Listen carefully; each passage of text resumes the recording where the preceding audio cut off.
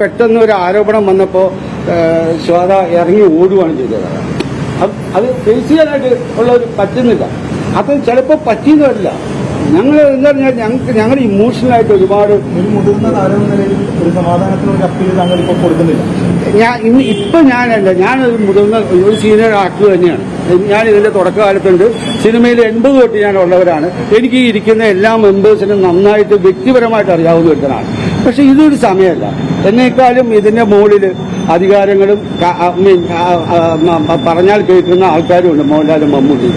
ഇന്ന് ഞങ്ങൾക്ക് അങ്ങനെ 2 പേരുള്ളത് ഞങ്ങളുടെ വലിയൊരു ആശ്വാസമായിട്ടാണ്. അവർ സമയോചിതമായ സമയത്ത് ഇതിനകത്ത് ഇടപെട്ട് ഇത് നിലനിർത്തുക എന്നുള്ളതിനകത്തേക്ക് എനിക്ക് ഒരു സംശയമില്ല. സേതാമേനോന്റെ ഒരു ആരോപണം എന്ന് പറയുന്നത് സേതാമേനോനെതിരെ ഗൂഢാലോചന നടന്നു എന്നുള്ളതാണ്. അങ്ങനെ ചേട്ടന് തോന്നുന്നുണ്ടോ? ഞാൻ ഈ സമയത്ത് യഥാർത്ഥത്തിൽ ഞാൻ പറഞ്ഞുതരാം, ഞാൻ അന്ന് പോയില്ല എന്നുള്ളത് സത്യമാണ്. അന്നത്തെ ജനറൽ ബോഡിയിൽ ഞാൻ പങ്കെടുത്തില്ല. ഞാൻ ആ സമയത്തിന് മുമ്പും അതിന്റെ കാരണം എന്ന് പറഞ്ഞാൽ ഞാൻ ക്യാൻ ഫെസ്റ്റിവലിന് പോയേക്കായിരുന്നു. ഞാൻ അവിടെ വന്ന് സിനിമ കാണുന്നതിൽ 6 സിനിമ കാണുന്നതിൽ വ്യാപൃതരായിരുന്നു. അതുകൊണ്ട് ഞാൻ ഇതിനെ മനസ്സിലാക്കാതെ ഇവിടെ ഒരു പ്രശ്നം ഉണ്ടാകുമ്പോൾ ഞാൻ അതിൽ ഇടപെടരുതെന്ന് ഞാൻ വിചാരിച്ചു. ഞാൻ ഇതിനെ പഠിച്ചുകൊണ്ടിരിക്കുകയാണ്. ഞാൻ പഠിച്ചൊക്കെ ഞാൻ അഭിപ്രായം പറയാം. ഞാൻ ഇപ്പൊ കോടതിയിൽ നിൽക്കുന്ന ഒരു വിഷയമല്ലേ, കോടതിയുടെ ഒരു തീരുമാനം മുമ്പിൽ നിൽക്കുകയല്ലേ, അത് ആ വഴി നിൽക്കട്ടെ. അതിനൊരു മാറ്റം ഉണ്ടാകുമ്പോൾ നമ്മൾ അന്നേരം പറയാം. ഞാനിത് പഠിച്ചു വരട്ടെ. അത് തീരുന്നല്ലോ. പഠിച്ചു വരുമ്പോ തീരുവാണെങ്കിൽ അത് വളരെ സന്തോഷമല്ലേ. അതിനകത്ത് നിങ്ങൾ ദുഃഖം കാണണേ. ഇത് തീരരുതെന്നാണ് ആഗ്രഹം. അങ്ങനെ ഉണ്ടാവരുത്.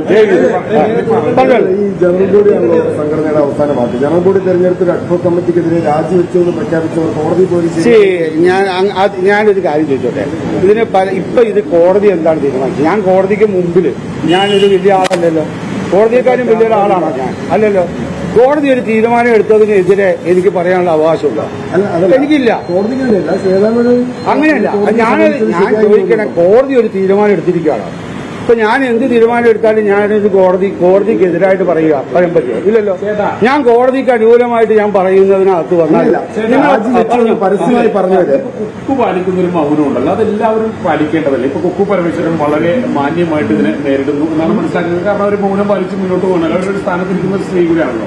അപ്പൊ അതെല്ലാവരും പാലിക്കേണ്ടതല്ലേ? ചേട്ടൻ എങ്ങനെയാണ് തോന്നുന്നത്? അല്ലെ, ഞാൻ എന്താ പറയാ, ഓരോരുത്തരും ഓരോ വ്യക്തിത്വം ഉള്ളവരാണ്. അന്ന് ഞങ്ങളുടെ അഭിനേതാക്കളാണ്. പലരുടെ ഇമോഷണൽ സെന്റർ ചിലർക്ക് വന്നിട്ടുള്ളത് അത് സ്വയം അടക്കാനായിട്ടുള്ള ശക്തി ഉണ്ടാവാം, ബുദ്ധിപരമായിട്ട് നീങ്ങാനുള്ള ശക്തി ഉണ്ടാവാം, കഴിവുണ്ടാവാം. പലരും ഇമോഷണലായിട്ട് പെട്ടെന്ന് ചെന്ന് പ്രകടിപ്പിക്കാം. ഇപ്പൊ ഞാൻ മനസ്സിലാക്കിയെന്ന് പറഞ്ഞാൽ പെട്ടെന്ന് ഒരു ആരോപണം വന്നപ്പോൾ ശ്വേത ഇറങ്ങി ഓടുകയാണ് ചെയ്തത്. അത് ഫേസ് ചെയ്യാനായിട്ട് ഉള്ളവർ പറ്റുന്നില്ല. അത് ചിലപ്പോൾ പറ്റിയെന്ന് വരില്ല. ഞങ്ങൾ എന്താ പറഞ്ഞാൽ ഞങ്ങൾ ഇമോഷണലായിട്ട് ഒരുപാട് മുതിർന്ന താരം നിലയിൽ ഒരു സമാധാനത്തിനൊരു അപ്പീൽ താങ്കൾ ഇപ്പോൾ കൊടുക്കുന്നില്ല. ഞാനല്ല, ഞാനൊരു മുതിർന്ന ഒരു സീനിയർ ആക്ടർ തന്നെയാണ്. ഞാൻ ഇതിന്റെ തുടക്കകാലത്തുണ്ട്. സിനിമയിൽ 80 തൊട്ട് ഞാൻ ഉള്ളവരാണ്. എനിക്ക് ഈ ഇരിക്കുന്ന എല്ലാ മെമ്പേഴ്സിനും നന്നായിട്ട് വ്യക്തിപരമായിട്ട് അറിയാവുന്ന ഒരുത്തനാണ്. പക്ഷെ ഇതൊരു സമയമല്ല. എന്നേക്കാളും ഇതിന്റെ മുകളിൽ അധികാരങ്ങളും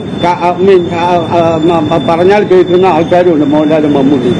ഇന്ന് ഞങ്ങൾക്ക് അങ്ങനെ 2 പേരുള്ളത് ഞങ്ങളുടെ വലിയൊരു ആശ്വാസമായിട്ടാണ്. അവർ സമയോചിതമായ സമയത്ത് ഇതിനകത്ത് ഇടപെട്ട് ഇത് നിലനിർത്തുക എന്നുള്ളതിനകത്തേക്ക് എനിക്ക് ഒരു സംശയമില്ല. തീർച്ചയാണ് ഇതിനകത്ത് 100% എനിക്ക് ഞാൻ ഉറപ്പ് പറഞ്ഞു തരാം. ഇത് തകരാൻ മോഹൻലാൽ അത് അനുവദിക്കില്ല. ഇനി എന്തെങ്കിലും ക്വസ്റ്റ്യൻ ഉണ്ടോ?